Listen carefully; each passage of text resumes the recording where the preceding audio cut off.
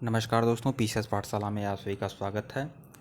परीक्षा मंथन UP PCS 1000 MCQ का पीडीएफ आप लोग के सामने है और ये जो पीडीएफ है मैं कंप्लीट करा रहा हूँ। परीक्षा मंथन यूपी पीसीएस 1000 एमसीक्यू, यह बहुत ही अच्छा प्रयास है परीक्षा मंथन का। यह लेटेस्ट मैगजीन है, अगर आप मार्केट में मिलती है तो आप लोग खरीद लीजिएगा।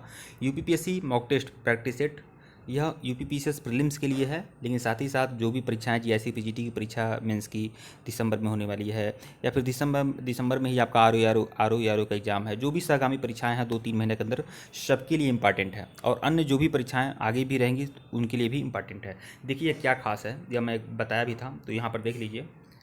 सामान्य अध्ययन का है, 1000 एमसीक्यू है। तो आइए आज से शुरुआत करते हैं। और टेलीग्राम बिल्कुल ज्वाइन करिएगा, टेलीग्राम का लिंक डिस्क्रिप्शन में है, टेलीग्राम बिल्कुल ज्वाइन कर लीजिएगा। आईएएस पाठशाला के नाम से लिंक है टेलीग्राम का, बिल्कुल ज्वाइन कर लीजिएगा। आइए शुरुआत करते हैं और मैं पूरा का पूरा कंप्लीट करा दूंगा। देखिए 125 रुपये इसका मूल्य है, आप लोग नज़दीकी बुक स्टॉल पर जाकर परचेज कर सकते हैं और हो सकता है कि आपको 100 रुपये में मिल जाए। तो देखिए, नहीं अगर परचेज कर पा रहे हैं तो कोई दिक्कत नहीं है, मैं पूरा का पूरा प्रैक्टिस सेट आपका कंप्लीट करा दूंगा। देखिए यहाँ पर करंट अफेयर है, फिर भारतीय इतिहास, भारत एवं विश्व का भूगोल, फिर जनसंख्या एवं नगरीकरण, भारतीय राज्य व्यवस्था एवं संविधान, अर्थव्यवस्था, विज्ञान एवं प्रौद्योगिकी, तो पूरा कंप्लीट कराया गया है। कुल मिलाकर 1000 एमसीक्यू है। तो आइए आज से शुरुआत करते हैं। देखिए राष्ट्रीय स्तर की जो करंट अफेयर, राष्ट्रीय करंट अफेयर जो है वह मैं आप लोग के सामने ला रहा हूँ। तो देखिए, हाल ही में गुलाबी तूफान का आगमन किस क्षेत्र में हुआ है? गुलाबी तूफान हाल ही में आया हुआ है, गुलाबी नाम का चक्रवात, यह किस क्षेत्र में हुआ है? तो देखिए, ज़्यादातर चक्रवात जो आते हैं बंगाल की खाड़ी में आते हैं, तो विकल्प ए जो है वापस सही है, बंगाल की खाड़ी में आया है यह गुलाबी नाम का चक्रवात। इसके बारे में देखिए, सितंबर 2021 में बंगाल की खाड़ी के ऊपर बना कम दबाव का क्षेत्र चक्रवाती तूफान गुलाब में तब्दील हो गया। गौरतलब है कि भारतीय मौसम विभाग ने उत्तरी आंध्र प्रदेश और दक्षिणी उड़ीसा के तटीय इलाके हेतु ऑरेंज अलर्ट जारी किया था। यह अरब सागर में आया हुआ था, अरब सागर के क्षेत्र में आया हुआ था गुलाबी तूफान, और जो पूर्वी तट है यह ज़्यादा प्रभावित था, और पूर्वी तट पर विशेष रूप से उड़ीसा और आंध्र प्रदेश ज़्यादा प्रभावित थे। तो ध्यान रखिएगा। भारतीय संविधान के नवीनतम संशोधनों के संबंध में इनमें से कौन सा कथन असत्य है? कौन सा कथन असत्य है ये पूछ रहा है। 4 हैं, ए बी सी डी, तो कौन सा कथन असत्य है? तो इसमें जो विकल्प ए है यही आपका असत्य है, यह विकल्प ए जो है ये आपका असत्य है। तो सत्य क्या है? B C D. तो आइए देखते हैं। 103वां संविधान संशोधन वर्ष 2019 भारतीय संविधान में अनुच्छेद 15 में 15(6), जबकि 16 में 16(6) को जोड़कर आर्थिक रूप से कमजोर वर्ग के लिए 10% आरक्षण की व्यवस्था की है। तो देखिए, जो 10% आरक्षण मिला हुआ है यह 103वें संविधान संशोधन के तहत मिला हुआ है, और अनुच्छेद 15 में 15(6) और जबकि 16 में 16(6) को जोड़कर आर्थिक रूप से कमजोर वर्ग को 10% आरक्षण मिला हुआ है। तो 103वें संविधान संशोधन के तहत मिला हुआ है। ये जो है ये आपका सही नहीं है, बाकी बी सी डी सही हैं। तो सी देख लीजिएगा। 105वां संविधान संशोधन जो है, इस संविधान संशोधन के अनुसार ओबीसी आरक्षण के संदर्भ में राज्य सूची के अधिकार को राज्यों को दे दिया गया है। राज्य सूची के अधिकार को राज्यों को दे दिया गया है, मतलब 105वां जो संविधान संशोधन है ओबीसी से संबंधित है, 103वां जो संविधान संशोधन है वह ईडब्ल्यूएस से संबंधित है। और चौथा देखिए, डी देखिएगा, यह भी आपका सही है। 104वां संविधान संशोधन लोकसभा एवं राज्य विधानसभाओं में अनुसूचित जाति और अनुसूचित जनजाति हेतु स्थानों के आरक्षण का विस्तार किया गया है।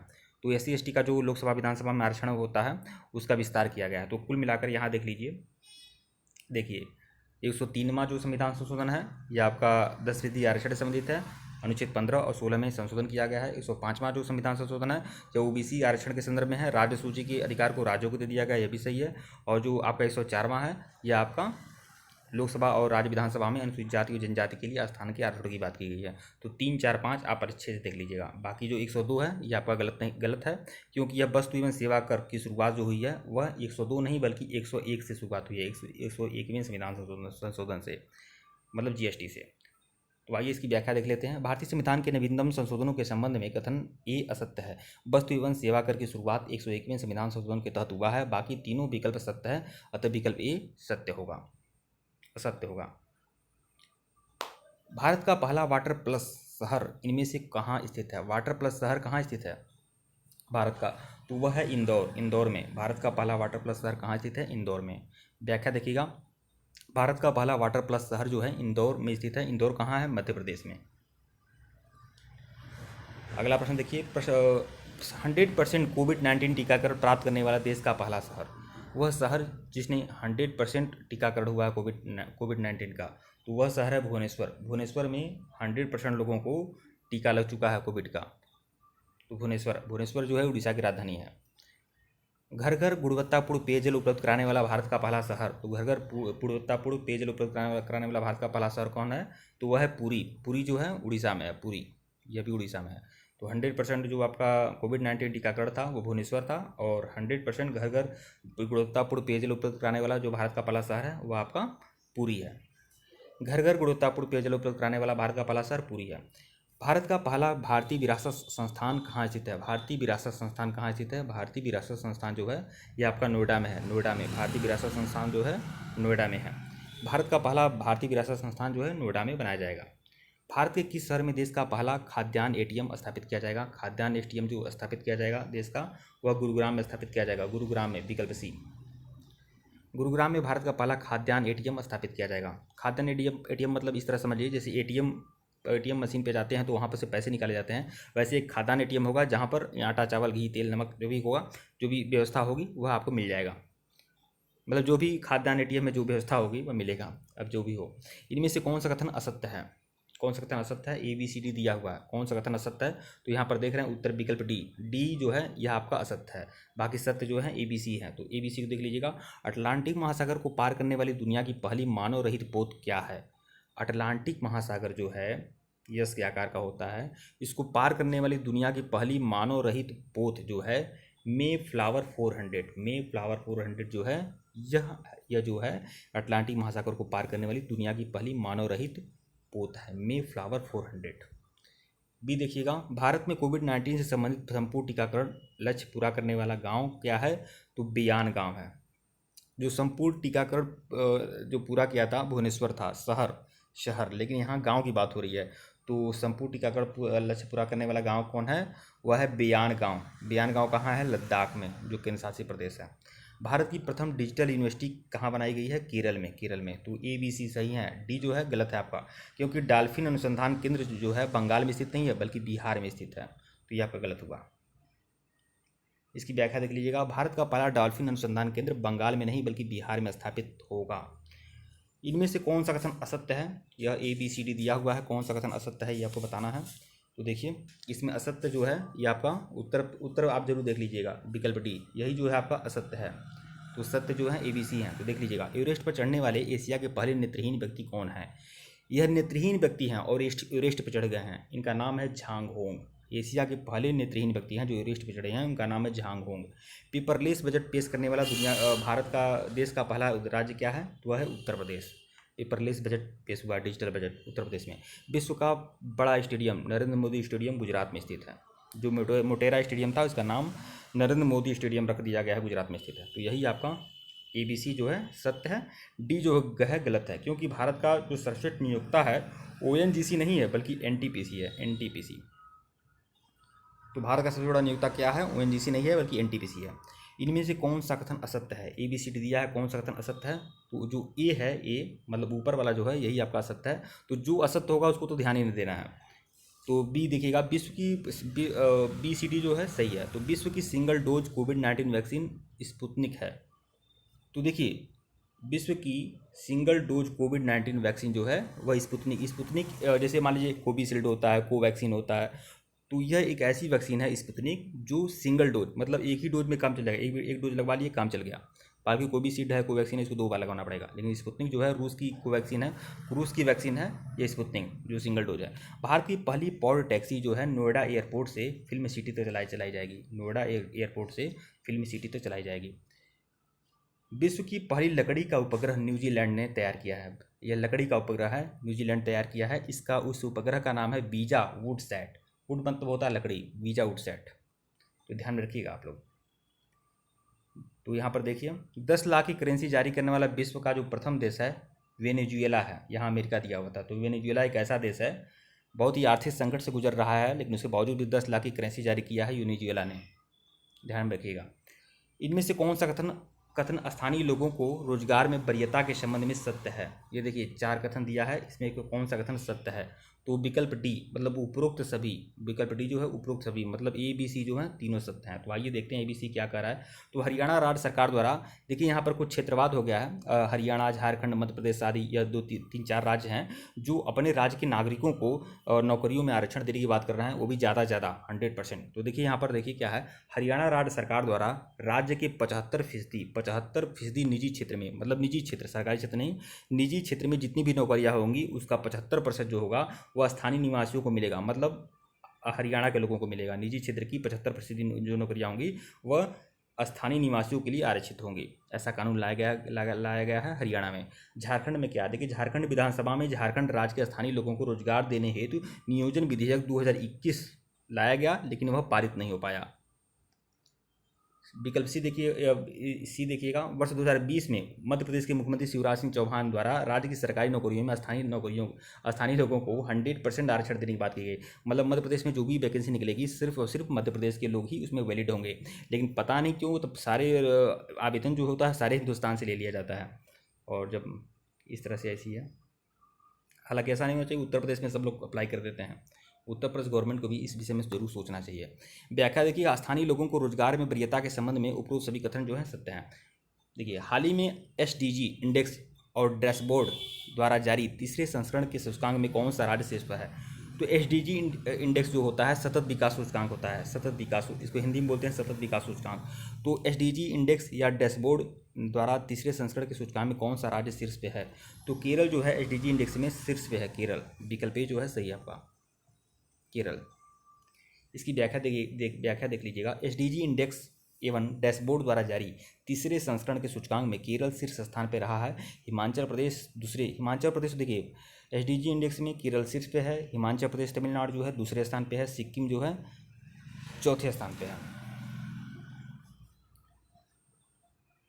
अगला प्रश्न देखिएगा, वर्ष 2021 में नीति आयोग द्वारा जारी भारत नवाचार सूचकांक में कौन सा राज्य बड़े राज्यों की सूची में पहले स्थान पे है? तो नीति आयोग द्वारा नवाचार सूचकांक जो जारी किया गया है, बड़े राज्यों की सूची में कौन सा राज्य पहले स्थान पे है? तो वह है कर्नाटक। वर्ष 2021 में नीति आयोग द्वारा जारी भारत नवाचार सूचकांक में बड़े राज्यों की सूची में कर्नाटक राज्य जो है पहले स्थान पे है।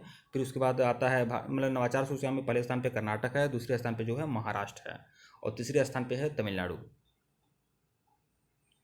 हाल ही में शिक्षा मंत्रालय द्वारा जारी परफॉर्मेंस ग्रेडिंग इंडेक्स में कौन सा राज्य शीर्ष पे रहा है? तो परफॉर्मेंस ग्रेडिंग इंडेक्स में कौन सा राज्य, मतलब शिक्षा मंत्रालय द्वारा जारी परफॉर्मेंस ग्रेडिंग इंडेक्स में मतलब किसका परफॉर्मेंस सबसे अच्छा है शिक्षा मंत्रालय के अनुसार? तो वह है पंजाब, विकल्प ए।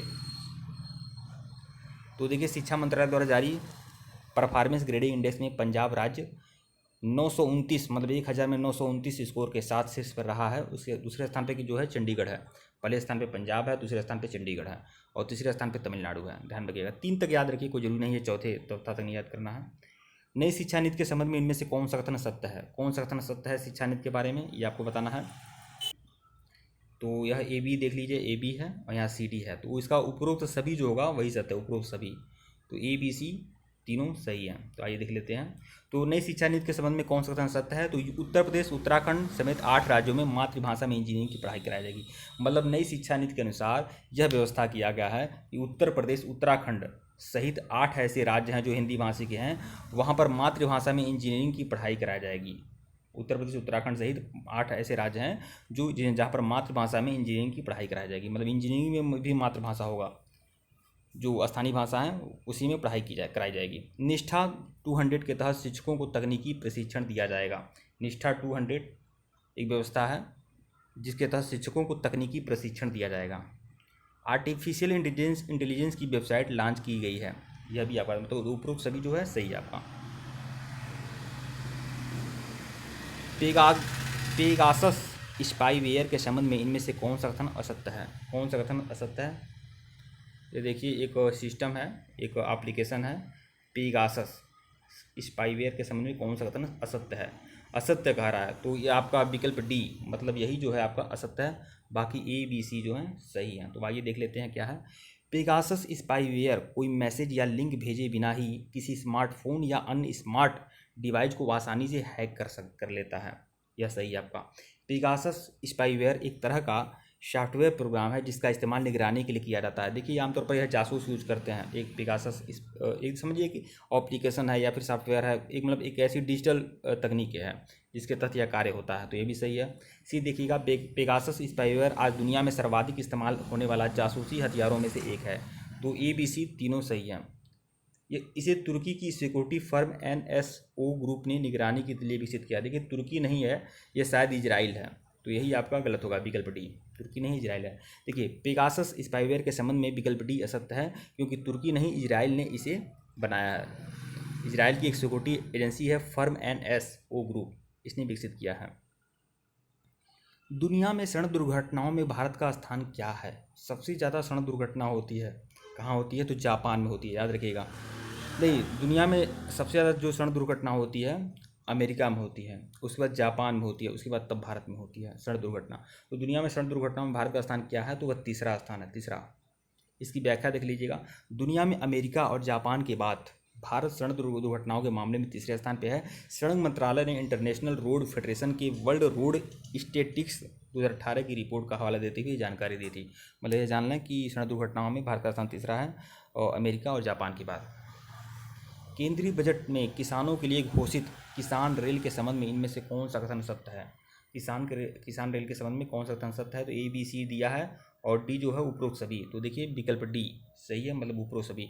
बाकी किसान रेल के संबंध में जो तीनों कथन दिए गए हैं, ये तीनों जो हैं सही हैं अपनी जगह। तो देखिए 7 अगस्त 2020 को भारत की पहली साप्ताहिक किसान रेल को देवलाली से दानापुर के लिए रवाना किया गया, सही है। 2 फरवरी 2021 को आंध्र प्रदेश के अनंतपुर जिले में ताड़ीपत्री रेलवे स्टेशन से जवाहरलाल नेहरू पोर्ट के लिए रवाना किया गया, यह भी सही है आपका। तीसरा देखिएगा, जून 2021 में किसान रेल अपने साथ केलों की खेप लेकर गुजरात में से दिल्ली पहुंचा, यह भी आपका सही है। तो ए बी सी जो है ये आपका सही है, ध्यान रखिएगा।